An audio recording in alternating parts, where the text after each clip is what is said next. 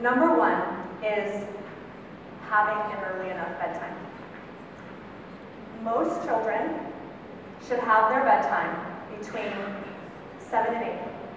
7 and 8 p.m. for the first 5 years of their lives. I say that and some groups go, oh. And children need about 10 to 11 hours of sleep for the first 9 years.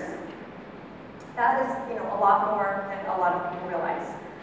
So what you want to look for is that ideal window, which is most likely going to be between 7 and 8, of when it's going to be easiest for them to fall asleep and stay asleep.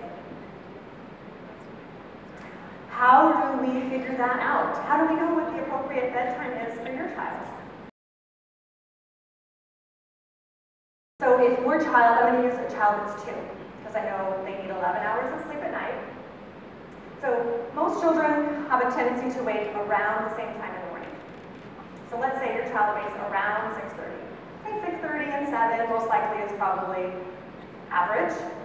And if your child needs 11 hours of sleep at night, count backwards. So I know if I have a 2-year-old that's waking at 6:30, their bedtime should be 7:30, because that's 11 hours.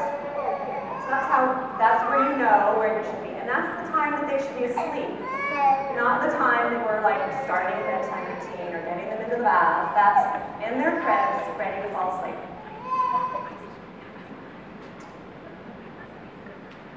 Going to sleep at the regular time is really, really important. Now I don't mean like 7:31 every night, but I mean, between 7 and 8.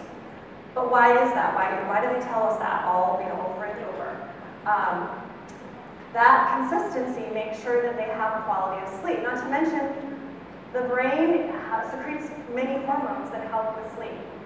So if your child's natural bedtime is 7:30, and you are running late, the hormones that regulate sleep, there's 2 of them.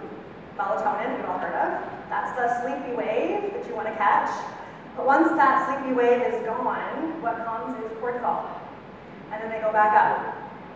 Cortisol is like adrenaline in children. I hear parents frequently say, oh, well, they got their second wind. Didn't get their second wind, they got a shot of cortisol. It'd be like trying to take a nap or going to sleep at bedtime after you just had Starbucks with your girlfriends. Really, really difficult. So if you look for those sleepy cues, that will tell you when you are approaching the highest level of melatonin. What are the early sleepy cues that I want you to look for? Would be early yawning, doing that 7-mile stare that most children do, becoming less vocal. When they do these other cues, it's pretty much too late, or you better hurry up.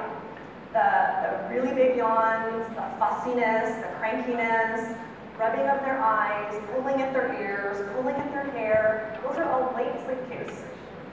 So maybe if you start observing your child, you'll be able to distinguish which ones are early for them and which ones are late. And that will help you with catching that right window.